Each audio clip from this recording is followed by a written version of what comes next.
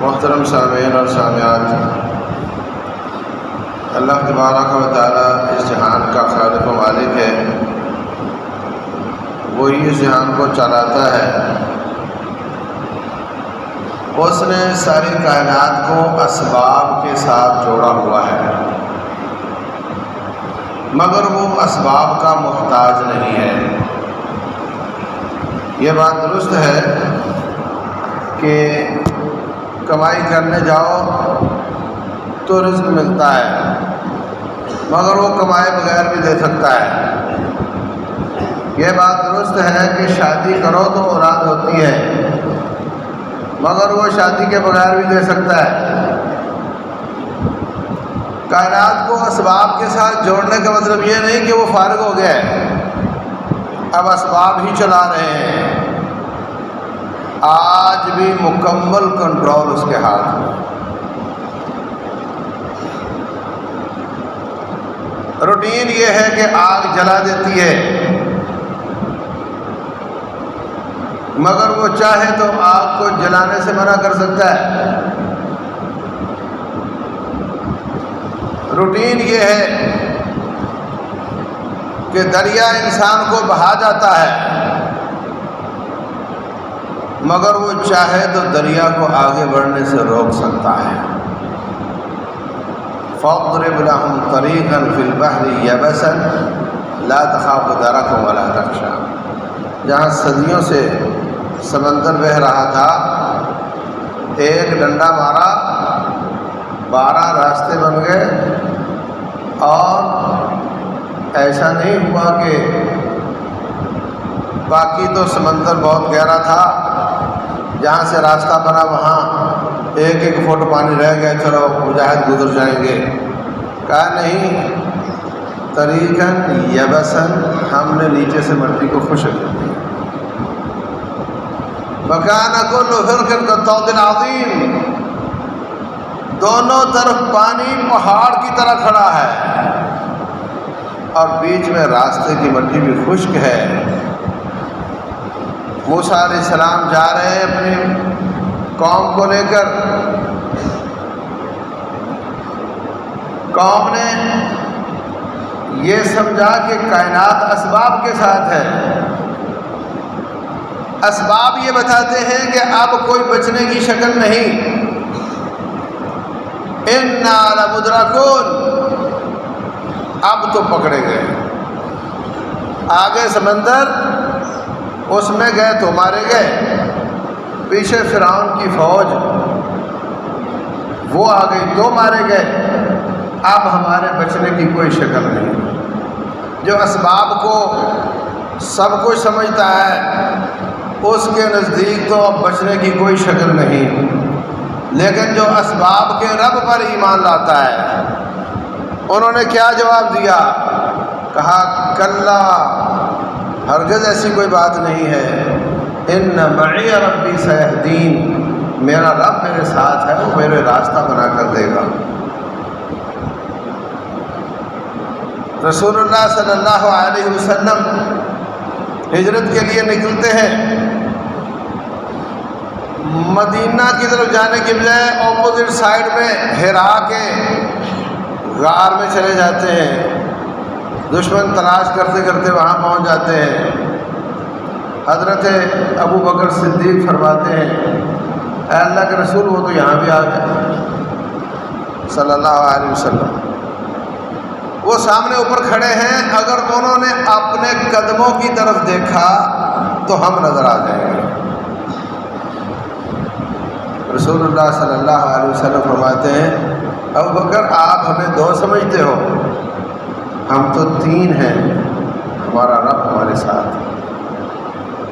ان اللہ معنا۔ تو بھائیوں، جب انسان بند گلی میں چلا جاتا ہے، جب اسباب جواب دے دیتے ہیں، وہاں پہ رب ذوالجلال کی قدرت کام کرتی ہے۔ ابراہیم علیہ السلام دعائیں مانگتے رہے، یا اللہ بچہ دے دے، نہیں دیا۔ جب اسباب فراہم تھے تو نہیں دیا۔ یہاں لوگ کہتے ہیں فلاں بابے کے پاس جاؤ، وہ بڑا مستجاب الدعوات ہے، اس کی رب ہر دعا سنتا ہے، اور رب تو رب ہے، چاہے تو کسی گناہگار کی بھی سن لیتا ہے، چاہے تو ابراہیم خلیل کی نہیں سنتا۔ نہیں دیا بچہ، جب بوڑھے ہو گئے، بیوی بانجھ ہو گئی، اسباب ختم ہو گئے، پھر رب الجلال نے فرشتے بھیجے، فبشرناہ باسحاق، ہم نے ان کو اسحاق کی خبر دی، بشارت دی۔ بیوی کہتی آلد وانا عجوز وہذا بالی شیخا، اچھا تو میں بوڑھی بانجھ ہو کر اب بچہ جنوں گی کیا؟ کیا جواب دیا؟ اتعجبین من امر اللہ، اللہ کی قدرت پہ تو تم اس طرح کا استعجاب کرتی ہو، اللہ کی طاقت پر تعجب کرتی ہو۔ وہاں تعجب والی کوئی بات نہیں، وہاں ناممکن ممکن ہو جاتے ہیں۔ وہ رب آج بھی پوری آب و تاب کے ساتھ، پوری قوتوں کے ساتھ، پوری طاقتوں اور قدرتوں کے ساتھ رب ہے۔ جتنی قوتیں اس کی پہلے تھیں اتنی ہی آج ہیں، اتنی ہی ہمیشہ رہے گی، اس کی طاقت میں کوئی کمی نہیں آئے۔ اصحاب کہف بادشاہ کے خوف سے ایک غار میں چھپ جاتے ہیں۔ اسباب یہ کہتے ہیں کہ جب انسان ایک جگہ پر لیٹا رہے تو نچلے والا جسم گل جاتا ہے، مریض بیڈ پہ پڑا رہے تو نیچے اس کے دانے نکل آتے ہیں، اس کو بار بار پہلو چینج کرنے پڑتے ہیں۔ اسباب یہ کہتے ہیں کہ وقت گزرنے کے ساتھ ساتھ انسان کے ناخن اور بال بڑے ہو جاتے ہیں، یہی فطرت ہے۔ اسباب یہ کہتے ہیں کہ جسم پر کپڑے ایک وقت آنے پر پوسیدہ ہو جاتے ہیں، لیکن یہ اللہ کے بندے آ کر کے لیٹ گئے، وَنُقَلِّبُهُمْ ذَاتَ الْيَمِينِ وَذَاتَ الشِّمَالِ، ہم ان کے پہلو خود تبدیل کرتے تھے۔ اللہ تبارک و تعالیٰ نے ان کے کپڑوں کو بوسیدہ ہونے کی اجازت نہیں دی، ان کے ناخنوں کو بڑھنے کی اجازت نہیں دی، ان کے بالوں کو بڑھنے سے روک دیا۔ تقریباً 309 سال کے بعد جب وہ اٹھے، آنکھ کھلی تو پوچھ رہے ہیں کتنی دیر سوتے رہے ہو؟ کوئی کہتا ہے 1 دن سوئے ہیں، کوئی کہتا ہے آدھا دن سوئے ہیں۔ اگر 300 سال ناخن ان کے بڑھتے، بال ان کے بڑھتے، تو وہ اتنے سپرنگ بن چکے ہوتے اور بال اس طرح دور تک جا چکے ہوتے کہ وہ بالوں کے ٹانگوں میں الجھنے سے گر جاتے۔ 3 صدیاں بھائی، اور پھر اٹھتے تو کپڑے جسم پر نہ ہوتے۔ یہ سوال نہیں بنتا کہ تم کتنی دیر سوتے رہے ہو۔ اللہ قدرتوں والے نے ان کی ذات کی حفاظت تو کی، ان کے جسم کے ساتھ لگے ہوئے کپڑوں کی بھی حفاظت کی، اور ان کے بالوں اور ناخنوں کو بڑھنے سے بھی روک دیا۔ اور کوئی شخص 309 سال تک بھوکا زندہ نہیں رہ سکتا، رب الجلال نے ان کو زندہ رکھ کر دکھا دیا۔ یہ اللہ ہے۔ آپ نے کبھی سنا ہوگا، کبھی آسمان پر کوسے قزح نظر آئے تو کہتے وہ آپ قدرت کے نظارے دیکھو۔ کبھی آپ نے سنا ہوگا بھئی وقت جو ہوتا ہے نا بڑا ظالم ہوتا ہے، نعوذ باللہ، وقت اپنا بدلہ لے لیتا ہے۔ دیکھو کبھی عمران یہ بات کہتا تھا آج کس حالت میں ہے، کبھی نواز یہ بات کرتا تھا آج کس حالت میں ہے۔ ڈرنا چاہیے، وقت اپنا بدلہ لے لیتا ہے۔ یہ جو جملے ہیں یہ سارے اللہ تبارک و تعالیٰ کی نفی پہ دلالت کرتے ہیں۔ یہ کہنا چاہیے اللہ کی قدرت کے نظارے دیکھو۔ اللہ تعالیٰ بدلہ لے لیتا ہے، وہ عزیز ذو انتقام ہے۔ اللہ تبارک و تعالیٰ کا ہی سب کچھ ہے، وہی ہمیں پیدا کرنے والا، وہی کائنات کو چلانے والا، اور جس طرح وہ چاہتا ہے ویسے ہی کائنات چلتی ہے، جو اس نے لکھا ہے اس کے مطابق چلتی ہے۔ اللہ کو کوئی سرپرائز نہیں دے سکتا کہ اللہ نے سوچا ہی نہ ہو اور جناب وہ ایسا ہو جائے۔ ہر چیز مکمل، پہلے سے تیار شدہ نقشے، پہلے سے تیار شدہ اندازے، اس کے علم، اس کی تقدیر کے مطابق چل رہی ہے۔ اس میں سے چند چیزوں کا اختیار اس نے تجھے دیا ہے، جس کو شرعی امور کہتے ہیں۔ اذان ہو جائے تو نے نماز پڑھنی ہے، پیسہ ہو تو زکوٰۃ دینی ہے، پیسہ ہو تو حج کرنا ہے۔ شرعی امور میں تجھے اختیار دیا ہے، باقی سارے امور ویسے ہی چلتے ہیں جیسے وہ چاہتا ہے۔ آج بھی ویسے ہی چلتے ہیں، لیکن جو اسباب کو رب سمجھتے ہیں وہ پریشان ہو جاتے ہیں کہ اسباب تو یہ بتاتے ہیں۔ جو کہتا ہے سائنس یہ کہتی ہے، وہ اکثر اوقات رب کی نفی کر رہا ہوتا ہے۔ قرآن یہ کہتا ہے مگر سائنس تو یہ کہتی ہے۔ پورے یورپ سے عیسائیت کی جڑ کاٹ دی اس سائنس نے کہ دیکھو جی تمہاری تورات یہ کہتی ہے اور ہمارا تجربہ تو یہ کہتا ہے، آؤ میں آپ کو دکھاتا ہوں۔ نوجوان کہتا ہے یہ تو میری آنکھ دیکھ رہی ہے، ایسے ہی ہے جیسے سائنس کہتی ہے، اور پوپ صاحب جس طرح تم کہتے ہو یہ تو اس طرح تو نہیں ہے۔ یاد رکھو اللہ تبارک و تعالی آج بھی اسباب کا مالک ہے، وہ مسبب الاسباب ہے۔ اسباب کے پیچھے وہ ہے، وہ جس سبب کو چاہے ایکٹیویٹ کر دے، جس کو چاہے نہ ایکٹیویٹ کر دے۔ رسول اللہ صلی اللہ علیہ وسلم کو خیبر کے موقع پر زہریلی بکری کا گوشت کھلایا گیا، آپ منہ میں ایک لقمہ ڈال چکے تھے، اللہ نے بچا دیا، وہ لقمہ واپس کر دیا، ایک ساتھی نے وہ نگل لیا، وہ شہید ہو گیا۔ آپ پر بھی اثرات ہو گئے، اللہ نے بچا لیا۔ جب آپ کا آخری دن آیا، صحیح بخاری کی حدیث ہے، عائشہ وہ جو خیبر کے موقع پر، خیبر 5 ہجری میں ہوا، وفات آپ کی 10 ہجری میں ہوئی، 5 سال پہلے جو زہریلی بکری کا مجھے گوشت کھلایا گیا تھا، وہ زہر اب میری شہ رگ کو کاٹ رہا ہے۔ اللہ نے اس وقت تک اس کو ڈی ایکٹیویٹ کیا رکھا، اب جب لے جانا ہی ہے تو اس کو ایکٹیویٹ کر دیا تاکہ شہادت کا مرتبہ مل جائے۔ ہمارے جسم میں ہماری موت کے اسباب بہت زیادہ موجود ہیں۔ دل دھڑکتا ہے تو آپ زندہ ہیں، زیادہ دھڑکے تو موت ہے۔ خون چلتا ہے تو ہم زندہ ہیں، زیادہ پریشر بن جائے، کہیں سے پھٹ جائے تو موت ہے۔ اپینڈکس کے گرود ہوتے ہیں، وہ کسی کام کے لیے رب نے لگائے ہوئے ہیں، پھٹ جائے تو موت ہے۔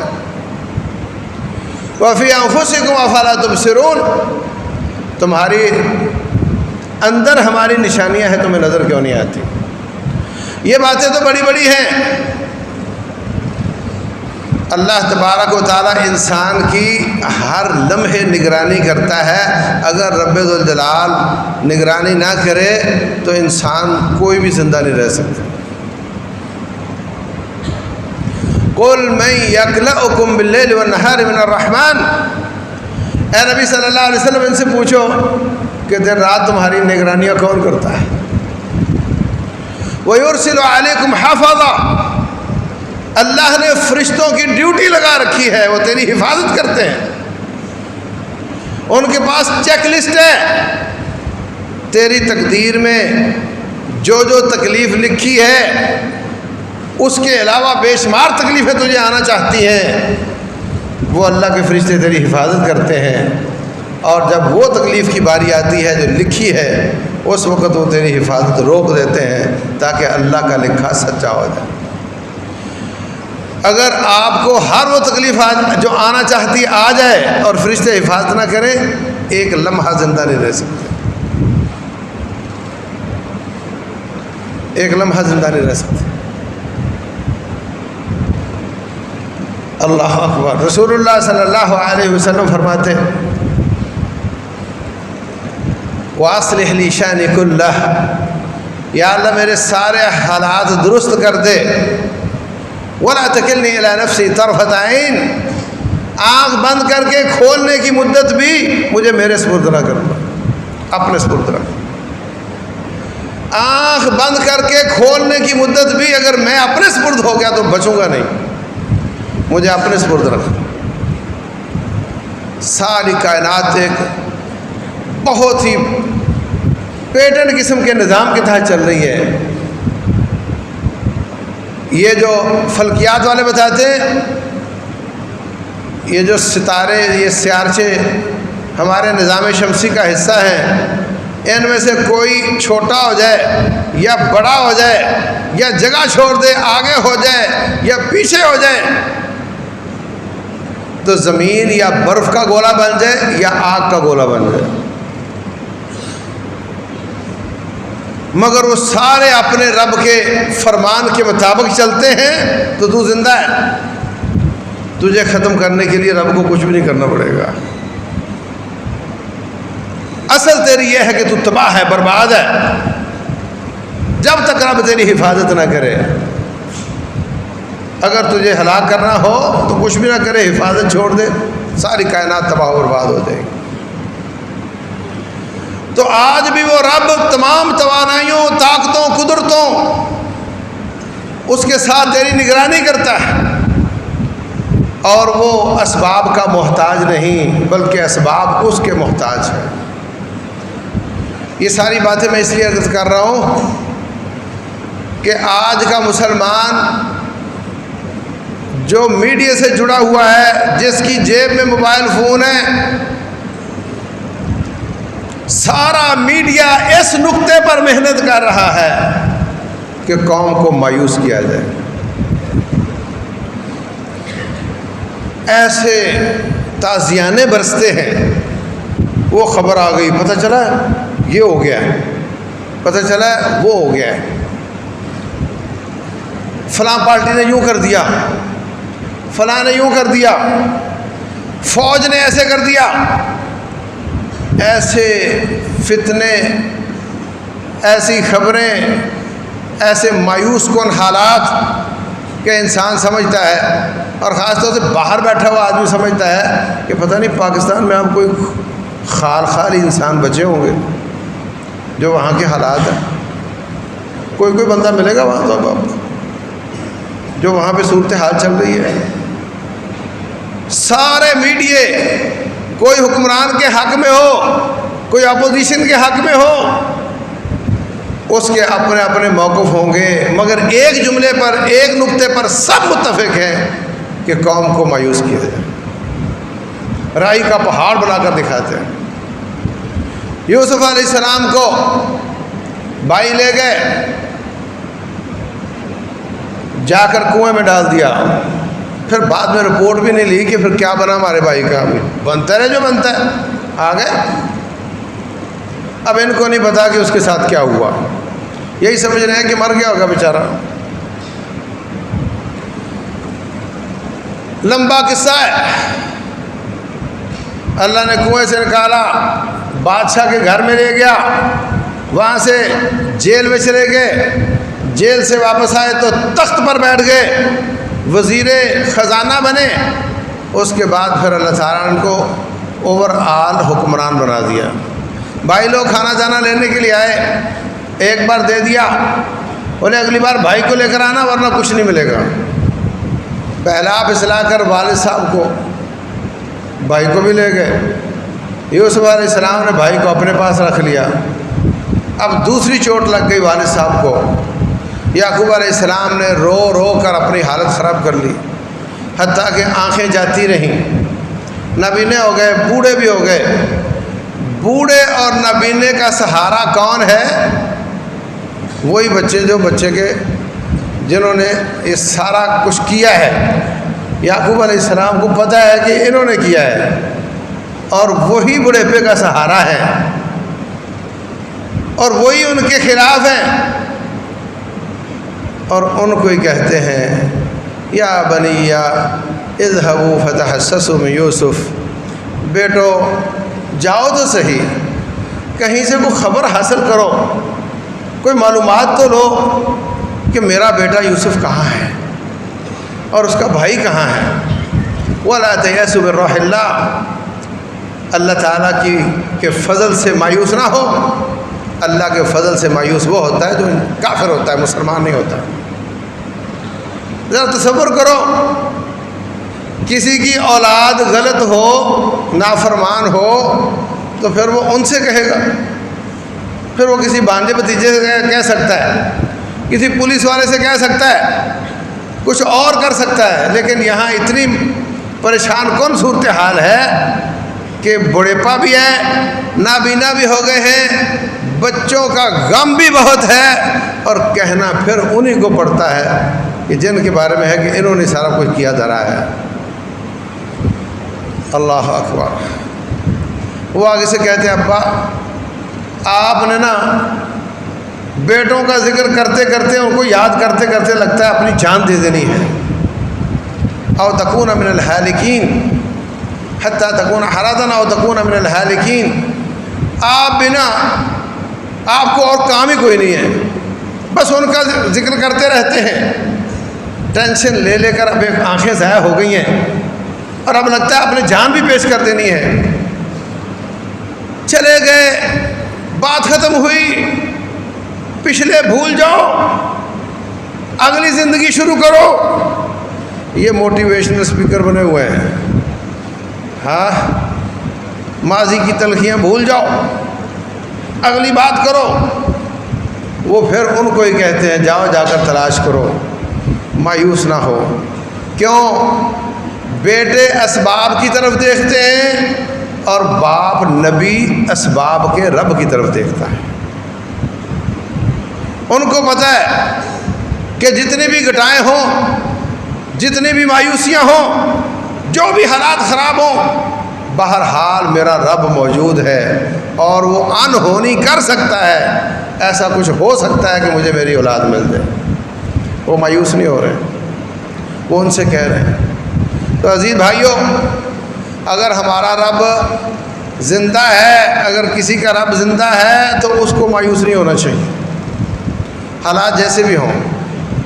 البتہ یہ ضرور ہے کہ اصلاح کی کوشش کرنی چاہیے. سارا میڈیا حکمرانوں کی اصلاح پر لگا ہوا ہے. انہوں نے یہ کیا، انہوں نے وہ کیا، انہوں نے ڈالر وہاں پہنچا دیا، انہوں نے پیٹرول وہاں پہنچا دیا، انہوں نے آٹا یہاں پہنچا دیا. انہوں نے غلط کیا، اس میں کوئی شک نہیں، انہوں نے غلط کیا، کوئی شک نہیں، آپ سچے ہیں. لیکن کیا آپ بیان بازی کر کے، الزام تراشی کر کے، مذاق اڑا کر، چغلیاں کھا کر، تہمتیں لگا کر، جھوٹ بول کر، کیا آپ ان کی اصلاح کر سکتے ہیں؟ آپ کے پاس پوسٹ آتی ہے، پوسٹ کیا آتی ہے کہ نواز شریف نے اتنی کرپشن کر لی، آپ اس کو 10 لوگوں کو بھیج دیتے ہیں، 10 لوگ آگے 10 گروپوں میں ڈال دیتے ہیں، وہ آگے بھیج دیتے ہیں. آپ نیب نہیں، آپ کو نہیں پتا کہ بات درست ہے یا نہیں، لیکن آپ نے بھیج دی، آپ نے جھوٹ پھیلا دیا. رسول اللہ صلی اللہ علیہ وسلم فرماتے ہیں معراج کی رات میں نے دیکھا ایک آدمی، اس کے پاس ایک فرشتہ، وہ ناک میں کینچی ڈال کر گدی تک لے جاتا ہے، پھر منہ میں کینچی ڈال کر گدی تک لے جاتا ہے، پھر وہ الٹے ہاتھ پہ شروع ہو جاتا ہے. جب الٹے ہاتھ پہ کاٹتا ہے تو سیدھا ہاتھ درست ہو جاتا ہے، پھر وہ دائیں طرف کو شروع کر دیتا ہے تو بایاں صحیح ٹھیک ہو جاتا ہے، پھر وہ بائیں کو شروع کر دیتا ہے تو دایاں ٹھیک ہو جاتا ہے، قیامت تک اس کے ساتھ یہی سلوک ہوگا۔ کبھی کانٹا چبھے تو درد ہوتی ہے، جب چمڑے کو چھری کاٹے گی، کینچی کاٹے گی تو کیا ہوگا؟ کہا اس کا کیا قصور ہے؟ کان یکذب کذبۃ تبلغ الآفاق، فرشتے نے کہا یہ جھوٹ بولتا تھا، اس کا جھوٹ آفاق تک جاتا تھا۔ اس کا صاف مطلب ہے کہ ٹویٹر استعمال کرتا ہوگا، فیس بک کیا ہوگا، فیس بک کیا ہوگا، ورنہ اور کوئی طریقہ نہیں کہ زمین کے کناروں تک وہ جھوٹ جا سکے۔ اس نے کرپشن کی، تو نے تہمت لگائی، جھوٹ بولا اور اس کو آفاق تک پہنچا دیا۔ وہ قیامت والے دن اپنی کرپشن کا جواب دے گا، اور تو جھوٹ کا جواب دے گا، اور تو الزام تراشی کا جواب دے گا، اور تجھے اس کو اپنی نیکیاں دینی پڑیں گی۔ رسول اللہ صلی اللہ علیہ وسلم فرماتے ہیں، ابن ماجہ کی حدیث ہے، فرمایا جب کوئی قوم ماپ تول میں کمی کرتی ہے تو اللہ تعالیٰ اس کو 3 سزائیں دیتا ہے۔ قرآن میں 2 سزائیں ہیں۔ شعیب علیہ السلام کی قوم ماپ تول میں کمی کرتی تھی، ان کو زلزلہ آ گیا، تباہ ہو گئے، اور بادل آیا، سب کہنے لگے واہ بھی واہ بارش آ رہی ہے، وہ بادل کے نیچے ہو گئے، آسمان سے عذاب نازل ہوا، تباہ ہو گئے۔ 2 سزائیں ان کو رب نے دی۔ اور نبی صلی اللہ علیہ وسلم فرماتے ہیں اس امت کے جو ماپ تول میں کمی کرنے والے ان کو رب 3 سزائیں دے گا۔ نمبر 1،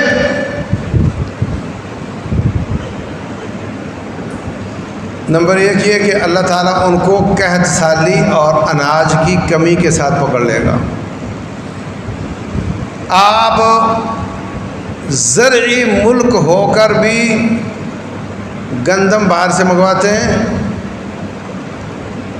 کپاس بھی مصر سے آتی ہے، تیل یہ بھی باہر سے آتا ہے،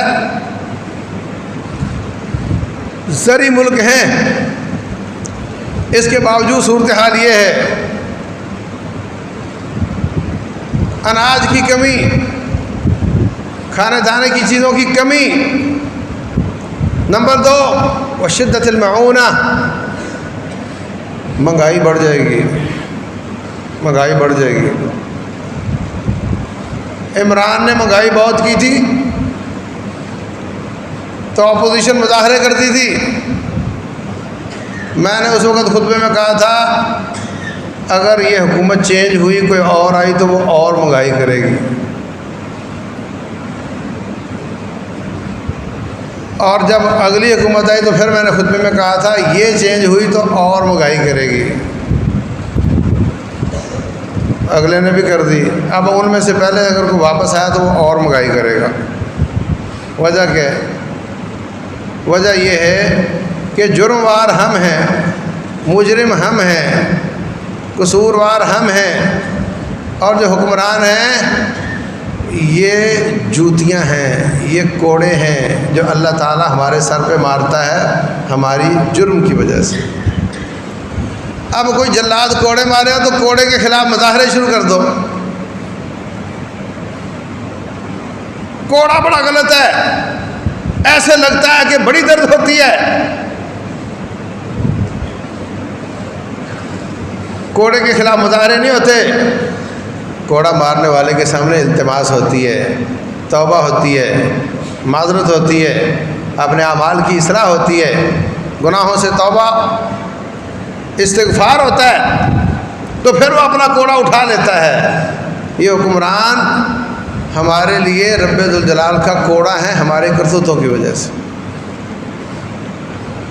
پہلی سزا قحط سالی، پانی کی کمی ہو سکتا نہ ہو، پانی کی زیادتی ہو، مقصد تو صرف یہ ہے کہ اناج ضائع ہوگا۔ نمبر 2 مہنگائی، نمبر 3 وجور السلطان علیہم، اللہ ان پر ظالم حکمران مسلط کر دے گا۔ قصور میرا اپنا ماپ تول کی کمی ہم کرتے ہیں۔ آپ میں اگر ہاتھ کھڑے کراؤں نا کہ ابھی ماپ تول کی کمی کون کرتا ہے، تو سارے ہاتھ کھڑے کر دیں گے کہ ہم نہیں کرتے، ہم نہیں کرتے، ہماری دکان ہی نہیں ہے، ہم نے ماپ تول کی کمی کیسے کرنی ہے؟ ہر بندہ کو کام تو کرتا ہے نا، کوئی ملازم وقت پر آتا ہے دفتر میں؟ ہاں الا ماشاء اللہ، شاید ہی ہو۔ اور کتنے ہیں جو وقت سے پہلے نکل جاتے ہیں؟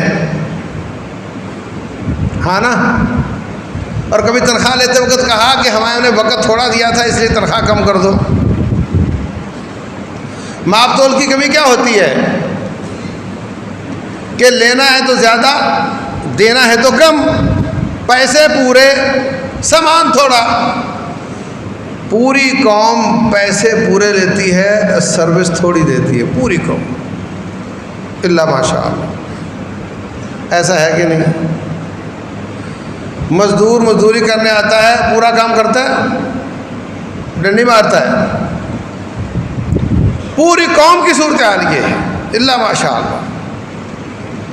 اس وجہ سے رب ذوالجلال اپنے کوڑے برساتا ہے، وَلَنُذِيقَنَّهُم مِّنَ الْعَذَابِ الْأَدْنَىٰ دُونَ الْعَذَابِ الْأَكْبَرِ لَعَلَّهُمْ يَرْجِعُونَ۔ ہم ان کو بڑی سزا سے پہلے چھوٹے چھوٹے جھٹکے دیں گے تاکہ یہ باز آ جائیں۔ وَلَوْلَا إِذْ جَاءَهُم بَأْسُنَا تَضَرَّعُوا، ایسا کیوں نہیں ہوا کہ جب ہم نے ان کو جھٹکے دیے تو یہ گڑ گڑاتے، روتے، سوری کرتے، واپس آ جاتے، اصلاح کر لیتے۔ وَلَٰكِن قَسَتْ قُلُوبُهُمْ وَزَيَّنَ لَهُمُ الشَّيْطَانُ مَا كَانُوا يَعْمَلُونَ۔ دل اتنے سخت ہو چکے ہیں، سب ایک نقطے پہ اتفاق کر رہے ہیں الا ماشاء اللہ کہ بس موبائل پہ بیٹھو اور کسی بندر نچانے والے کے سر کاٹ کے اوپر عمران کا لگا دو، اوپر نواز کا لگا دو، اور وہ ہنسو، اس پہ نیچے ہاں لکھ دو اور 50 کو بھیج دو۔ یہ کام رہ گیا،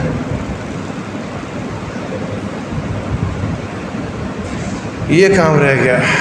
رب ذوالجلال فرماتے ہیں الیوم نختم علی افواہہم وتکلمنا ایدیہم وتشہد ارجلہم بما کانوا یکسبون۔ شاید یہ آیت اتنی واضح صحابہ کے زمانے میں نہ ہو جتنی آج ہے۔ جب اللہ منہ پہ مور لگا کے انگوٹھا بلوائے گا نا کہ کیا کیا کیا لکھتا تھا اور کیا سینڈ کرتا تھا، بہت کچھ بولے گا۔ یہ ہاتھ بولے گا، گناہ کماتے ہیں، بے شمار گناہ کماتے ہیں، الزام، جھوٹ، چغلی، مذاق، حد کے عزت، اور دبا کر لگے ہوئے ہیں۔ بیوی شوہر بیٹھے ہوئے ہیں ایک بیڈ پہ، وہ اپنا لگی ہوئی اپنا لگا ہوا ہے، بیٹے نے اپنا پکڑا وہ ادھر لگا ہوا ہے، سب ایک نقطے پہ جڑے ہوئے ہیں۔ یعنی کوئی دور دور توبہ کے اثرات نظر نہیں آتے۔ اور رب اپنا عذاب تب ٹالے گا جب ہم واپس آئیں گے، جب ہم واپس آئیں گے، جب ہم توبہ کریں گے، جب ہم رجوع کریں گے، تو کوئی شک کی بات نہیں، سارے حالات میرے رب کے اختیار میں، وہ جب چاہے پھیر دے، جب چاہے حضرت عمر بن خطاب جیسا بندہ لے آئے رضی اللہ عنہ وارضاہ، وہ آج بھی اس آیت کے مطابق ہے، تؤتی الملک من تشاء وتنزع الملک ممن تشاء وتعز من تشاء وتذل من تشاء بیدک الخیر انک علی کل شیء قدیر۔ آج بھی عزتوں ذلتوں کا مالک وہ ہے، آج بھی بادشاہیاں دینے والا وہ ہے۔ اگر وہ ان مسلمانوں پہ ظلم کرنے والوں کو حکومتیں دیتا ہے تو وہ اچھے کو بھی دے سکتا ہے، لیکن یہ سزا ہے ہمارے لیے، اگر ہم توبہ طائب ہو جائیں تو وہ اچھے لوگوں کو بھی لا سکتا ہے۔ آپ کو نہیں جی فلاں کے ہوتے ہوئے یہاں اچھا کوئی نہیں آ سکتا، تو اس کا مطلب وہ رب کا شریک بنا رہا ہے کہ اسباب رب کے مقابلے میں کھڑے ہو گئے ہیں اور رب بے بس ہو گیا نعوذ باللہ. ایسا کچھ نہیں ہے. اپنا ایمان ریویو کرو، اپنا ایمان تازہ کرو، گناہوں سے توبہ کرو، اعمال کے درست کرو. انشاءاللہ رب ذوالجلال والاکرام نے اس ملک سے بڑے کام لینے ہیں. اللہ تعالیٰ لے گا اور ہمارے ذریعے لے گا. غزوہ ہند بھی ہوگا. مہدی صاحب کا تعاون کرنے والے لوگ بھی یہاں سے جائیں گے. ایک بار پوری زمین پر اللہ تعالیٰ کا دین قائم ہوگا. یہ سب کچھ ہونے والا ہے.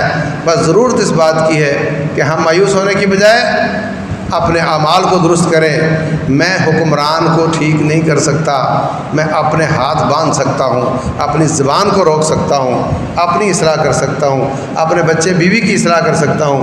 جو ہمارے کام ہیں ہم کریں، پھر جو رب کے ہیں وہ رب کرے گا. اللہ تبارک و تعالی سمجھنے اور عمل کرنے کی توفیق